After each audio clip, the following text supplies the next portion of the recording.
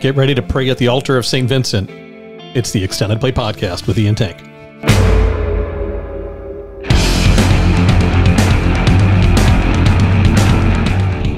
Welcome back to the Extended Play Podcast with Ian Tank. We are a music discussion show without the hipster snobbery.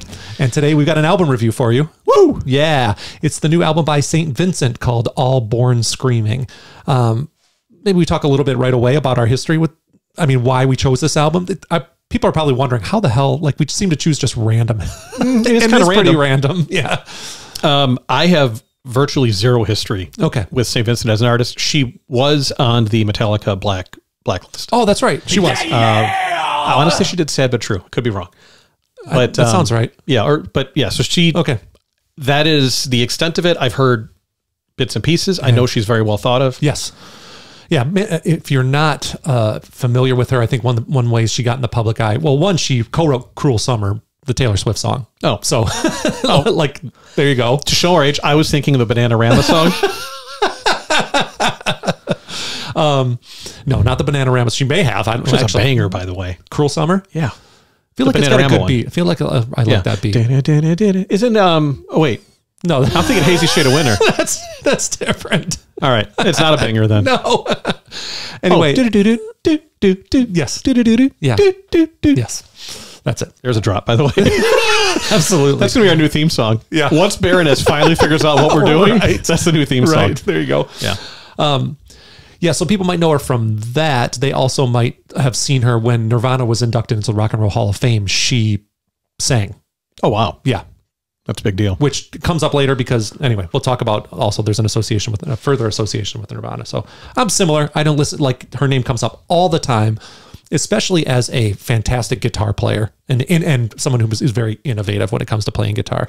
I guess this is her 1, 2, 3, 4, 5, 6, 7, 8th album. Really? Yes. The last one on 2021 called Daddy's Home, which I remember playing 1 or 2 songs and immediately not listening to because it was a whole theme where it's very dancey. She's wearing a wig. She's playing a persona. It's like a whole Wasn't that a Big Daddy Kane album? Daddy's Home? I'm sure it was. I'm pretty sure it is. Okay. And I bet that's where the similarities between those two albums stop. Right. Enough respect, too. That's right. Is that from the Juice soundtrack? Yes, it is. Man, did we listen to that a lot? We did. Yeah. Yeah. Because it had Uptown Anthem on it, I think. Naughty by Nature. It did. Know the Ledge. Know the Ledge, Eric B. and Rakim. Yeah, there's some good shit on that one. Yeah. Nice. Anyway. Yeah. We have included one of her song with David Byrne on one of our playlist challenges before. She had an album with David Byrne as well.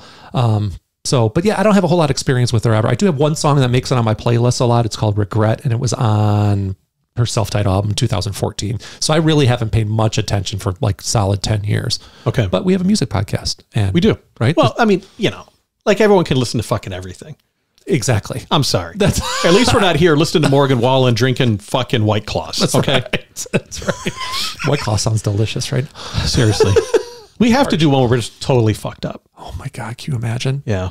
We'll make a game out of it. On my side, I think it would be basically the same. Right. Well, it'll be a lot quieter down my end. That's probably what'll happen. Yeah. But yeah, we could do the 10 before 5 and each one you get wrong. You Jesus have to drink. Christ. You're going to have EMS on standby. Anyway, okay. So we're going to get into St. Vincent All Born Screaming here. And for reference, I didn't know she played guitar until you just told me. Oh, wow. Okay. All right. That's how little we know. My level of familiarity. That's right. Research, right? It's what you can come to expect. But in fairness, also, that's why the reviews, I think, almost have, I would say, a little more credibility. Zero previous influence. It does help in a way, I think. It's absolutely. Absolutely. Good point. All right. So I'm going to do it like I've been doing it lately, which is I'm going to give you the good stuff right away. It's kind of like when you go on a date with me. You get the good stuff right away. Yeah. And then it's just all downhill. Right. And then we justify it later. It's like, okay. Yeah. Let's do it. And then later I'm going to convince you why you should. I see. Okay. Yeah. I like it. It hasn't been effective. No. Still single. Still single. You could let us know in the comments, if that's not the right tactic, if there's some other tactic you should take. I'll take any kind of tips because I've been thinking it goes sex and then get to know them. All right. So my evaluation of All Born Screaming, I'm going to go ahead and hit you with it. Oh, I gave it a 10. Holy shit. That's incredible. Yep. Boo, boo, boo, Yeah. boo. Yeah. Some graphics, maybe James going across the screen here. It's ass. Oops, hold on. Absolute ass. It is not absolute it is ass. not. There you go, James.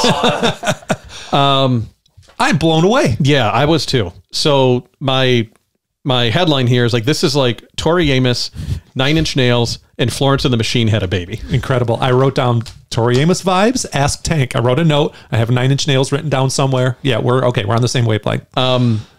It's such a fresh and exciting collection of songs. And after the first couple songs, I literally was excited. Like, what is the next song going to be like? Yes. Yes. And I can't remember the last time I had that feeling listening to an album. Right. That's incredible. So, it's like a gift. no, I mean, so I don't know. I was, I mean, again, a little behind the curtain, like usually when I have to listen to these, it's like, oh fuck, I gotta put an hour. You know what I mean? Homework. So, yeah, it's It homework. is. It's work. This is just work, yeah, people. Yeah, we don't get paid for this. So like I'm coming in kind of predisposed against it a little bit. Sure. Right. Sure. Just like I got to do this, you know, just from a mood standpoint. Yeah, I gotcha. So to go from that to get spun around 180 to like, what's next? Like I bought it, like I listened to him on Spotify during the second song. I bought the album on iTunes. Incredible. I'm like, okay, I know that this is, Yeah. Anyway, so get ready for more glazing because that's what you're gonna get for the next few minutes here. So, so the overall is a 10. But so on lyrics, so into quick reintroduction, I do 4 categories. I rate them 1 through 10, and then we do an average to get the overall score. The 4 categories are lyrics, presentation, musicianship, and songcraft. So for lyrics, I gave it a 9. So a few examples of why. So the song Reckless, it kind of hits like a ton of bricks. It's about watching a loved one pass away.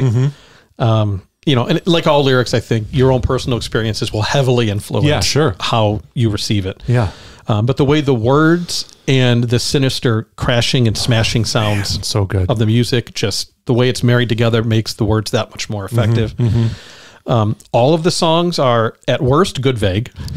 At worst. At worst. And they, again, it's a very hard line to walk where they could be kind of literal and it's clear what it means, but still has some depth and complexity to it. So it's not overly simple.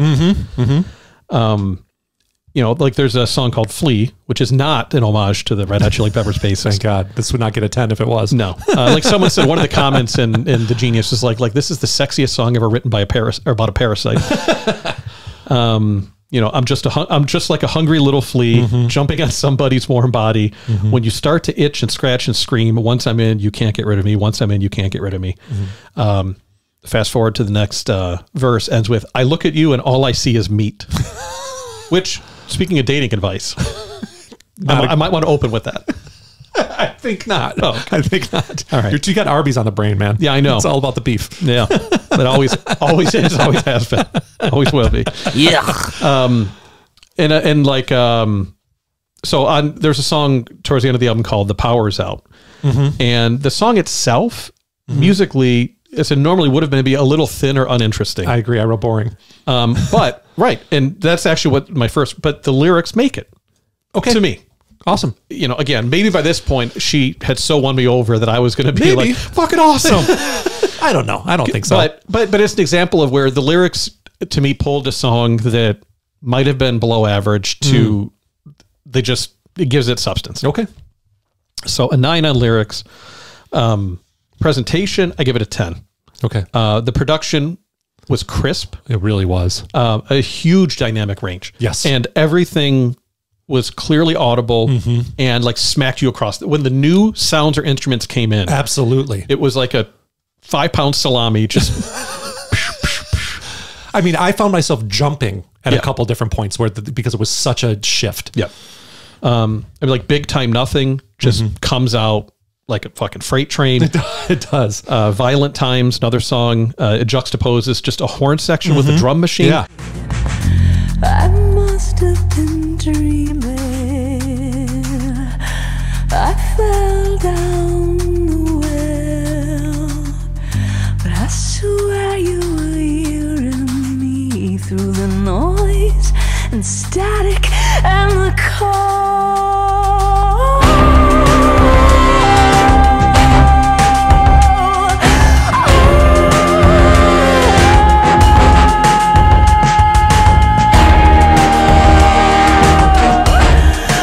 Oh,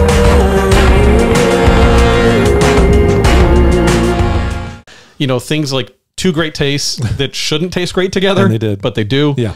So I can't imagine an album being put together or produced better than this. Self-produced, by the way. Really? Yes. Jesus fucking Christ. I mean, right? All right. Talk about a talented artist. Seriously. No, Yeah. I get it. I mean, musicianship. So I gave it a 9. I struggle with this one because, and again, I didn't even know that it was her playing guitar, but it's so chaotic that I'm like, I can't even rate this from a virtuosity standpoint. I see. Because being primarily, if I had to pick one genre, I guess I'm a metal fan. You are. Yeah, right? absolutely. And that's fair. where, when I think musicianship, I think, how good of a guitar player are you? How good of a bass player? How good of a drummer? Okay. With music like this, it's Yeah. not really the point. Yeah. So I'm like, okay, so how do I rate it? So I do give it a 9, not because of dazzling displays of virtuosity, but innovative and judicious use of a whole array of instruments, synthesizers, and sounds. So not even to say it's lacking virtuosity, but even if it was, knowing what to use and when to use it and how to use it Yeah, absolutely. was just impressive across the board. Great choices all around. Yeah, I agree. So a 9 for musicianship, and then songcraft, I give it a 10. I mean, all the songs are distinctly different. Yes. And connected only by her voice, but unlike a lot of these artists that I feel like we've reviewed, her voice is strong enough to carry the songs. Yes, it is. I agree. It's strong enough to be a common thread. It just makes it feel less chaotic, right? Sure. It's like all these different flavors, but with one through line. That makes sense. I think if you don't have that, it might, to me, come off as more gimmicky. Yeah. Or where is this even going? It anchors the album. Exactly. Oh, that's a good So- observation. I mean, I could have spent, a lot more time going through all these details of why it's great, but to me, it kind of defeats the purpose of, I just knew it was a great album listening to it. Like even There's if also that unspoken thing. yeah, exactly. Right. There's a je ne sais quoi of the album. Absolutely. But for the Go Find tracks, the ones I think of the best is Big Time Nothing, Reckless, Sweetest Fruit. But for Skip, I have none. No skips. No. Well, because you gave it a 10, so there's Yeah. no skips. I mean, Wow. I don't know, maybe for the first time, normally I say this might get better over time or with more listens.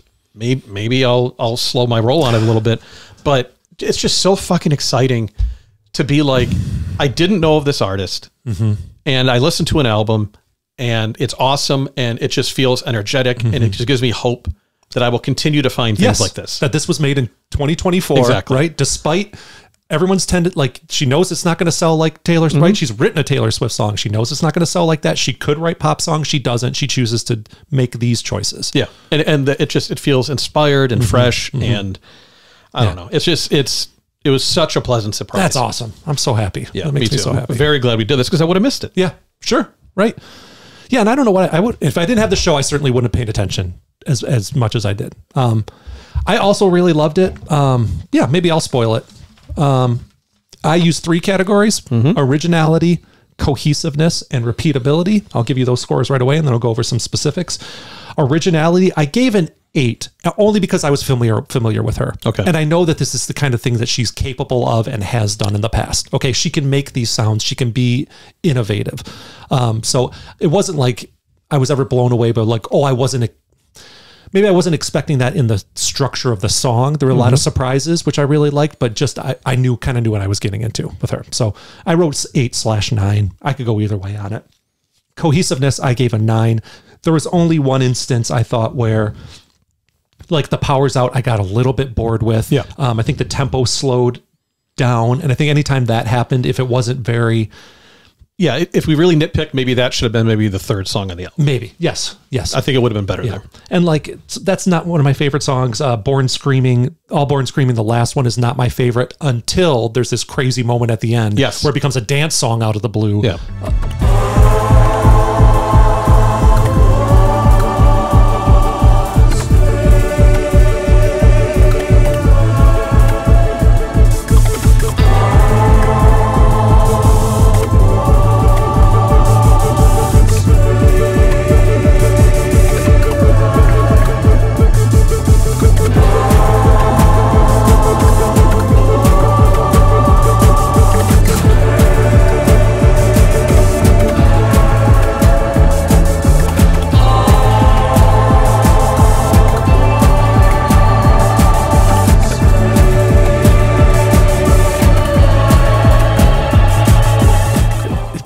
awesome. Anyway, so cohesiveness 9. I mean, it is all of the same vibe.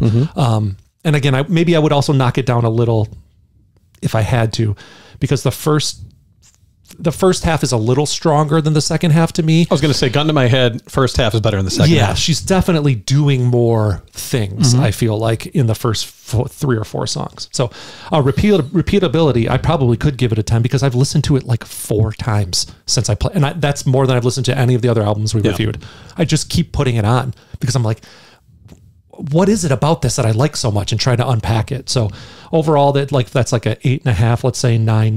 We're talking about a 9 basically, or maybe this is a 9 for me. And I don't think I think I gave another album that, and I think it was The Smile, maybe not, but we certainly, this is a 19 out of 20. Out of 20, it's unprecedented. No, I think the previous we had was 16 was 16, the best. Yeah, okay. So yeah, but to get into, maybe she'll come on the show.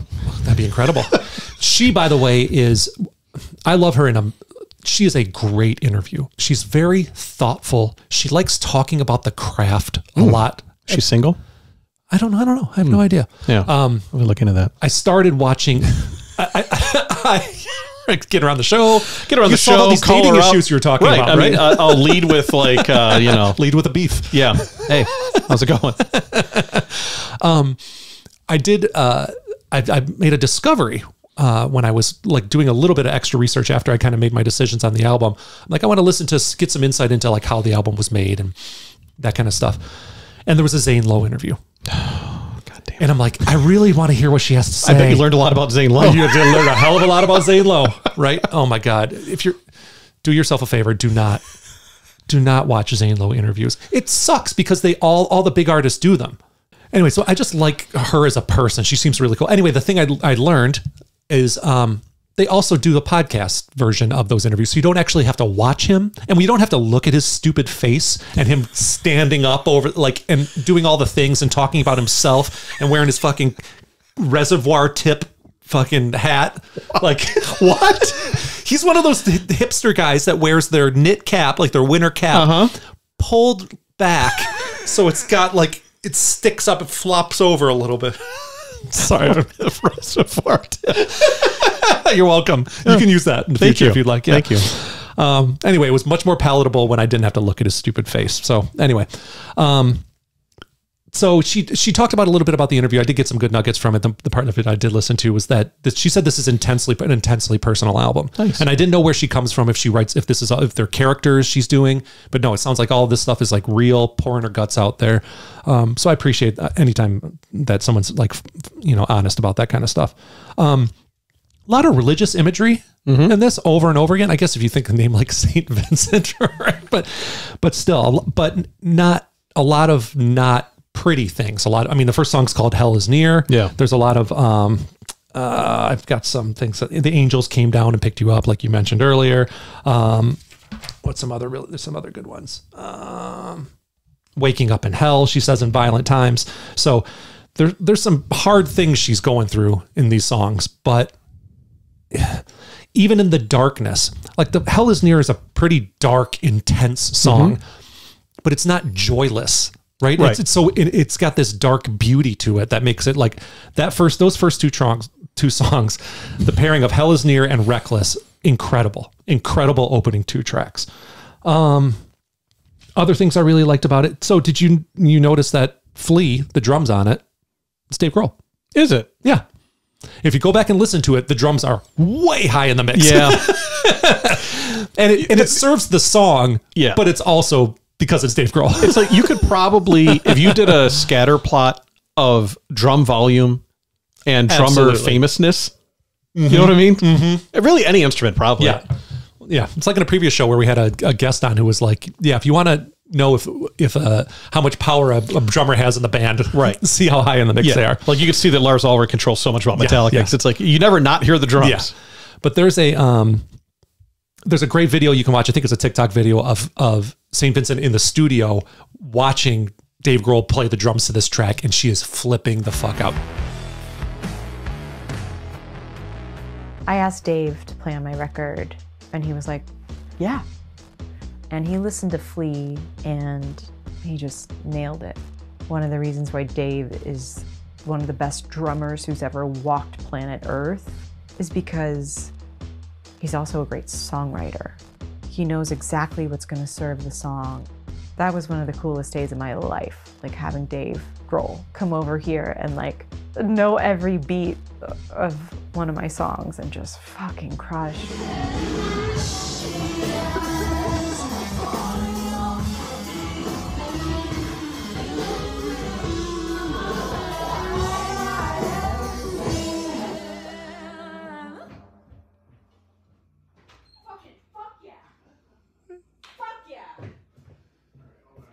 Out. She's just a super fan. Cannot, right? Like, it's so endearing and engaging that she's just like, and she like at the end of it, she just screams, "Fuck yeah!" And he's like laughing. He's kind of embarrassed, but she's so geeked that he's on the album. Yeah, I got to learn more about this. She's 41 years old. Huh. Yeah, like I said, it's like her 8th album. First album was 2007. Yeah. I have she was in the Polyphonic Spree. She was in the Polyphonic Spree. I forgot about that. I am learning so much right now. Yeah, but so this is coming off of, I'm all over the place with this. Jack Antonoff did the last album.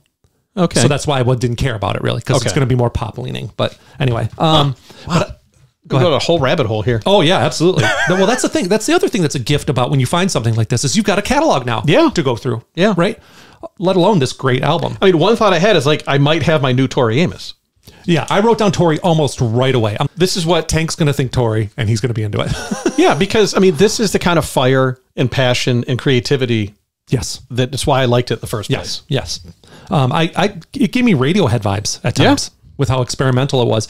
The dynamics, that was a really good call out. There are moments where there's ones that are build, there's ones where there are long pauses and then something unique happens. There's sometimes where it's all electric and then she adds a little acoustic underneath and the blend is just incredible. I was really taken with this album, obviously by the score I gave. So highly recommended. Again, highest score in extended play album review history. Might be a while before we get another one like that. I would think so. But it was just a stab in the dark about what we reviewed. Maybe something else is sitting out there great. So it's encouragement to you, the extended family. Try something. Give it a shot. Right. We didn't know. What do you have to lose? Right. And you have everything to gain in this instance. You could get, you could be bummed out by like the Andre 3000 album, which was kind of a letdown considering what I was hoping for it. Or you can get Juggalo Penis. If you're lucky. Or St. Vincent. Right. You wouldn't believe it. I didn't. By the way. So Yeah. So regarding Juggalo Penis. Yeah.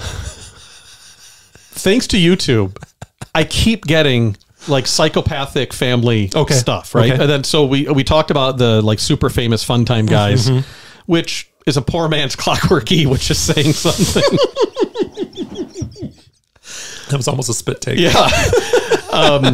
But Clockwork E has more bangers. Okay. We're going to address this at a future date. Okay. There's like a lot of, they have different kinds of, they like kind of genre hop. Okay. Look, I'm not saying they're the fucking Beatles, all right? I wish you would. But I went down the rabbit hole of Juggalo stuff. I really think we need to do a Juggalo episode in the future. It is such a unique, standalone entity in the music world. But a documentary of the gathering of the Juggalos. Okay. And you watched it? Like, well, it's like 20 minutes, like a YouTube length documentary. Got it. But this guy's walking around interviewing people, and after like the 6th interview, it's Clockwork E. But it doesn't say, like he's just talking to Juggalos, and he gets to these two guys, like, hey, they look familiar. They don't have the silver paint on. But it's just like they're talking about, and it doesn't say we're performing or we're, it just cracked me. I'm like, I fucking know those guys. It's so funny. Yeah. It's funny. We were talking, we had friends over last night, and shout out to our buddy Matt, who, as inspiration, went down the rabbit hole. He's like, I got to find out more about this, all this Juggalo shit. And this is going to be very specific. This dude grew up in South Africa and then in England before he came here. He knew about ICP over there. Yeah. And I was blown away at how at the reach there. But one of the things he said is when he went down the rabbit hole, like he went into Reddit, he did the whole thing into Reddit where like there's Redditors that are like, oh, Clockwork E aren't ICP enough. They don't belong. There's gatekeeping going on. I mean, are you fucking kidding me? They paint themselves up. They came up with their own unique take on the logo. Right. They refer to themselves as murderous clowns. They've played Gathering of the Juggalos. Anyway. But I mean, and the one, maybe we should find a good feature length one and watch it together. But it really is heartwarming and you see it a lot in these. There's always one moment where they pick someone like, why are you? And they're like, because I never had family. Incredible. Like I've never had family. Incredible. I didn't know my mom. I didn't know my dad. Yeah. This is my family. And this is the recurring theme. And we're really hijacking the same review. But it's like, this is the only place I feel comfortable. Yeah. And it was just an amazing concept. It is an amazing concept. Anyway, for another day. We have looked into going to the gathering of the Juggalos. It may happen. It is not cheap. No, and you may not see us again. So we're going to make sure we have some episodes in the can. This is the pre-Juggalo specific podcast version of our show. Just every episode you see a little bit more face paint until we've got full Great Malinka. Anyway, so let us know in the if you listen to the album, or if you haven't, if you're thinking about it, let us know in the comments what you thought about the review or the album itself. Please like and subscribe. We do video shows every week. We're coming up. We haven't talked about it. We're coming up on summertime here in Michigan, which I almost started singing the Kid Rock song. Which, dude, I would have fucking thrown this microphone to your face. Good. I'm glad. Thanks, everybody. We'll see you next time. Bye. See ya.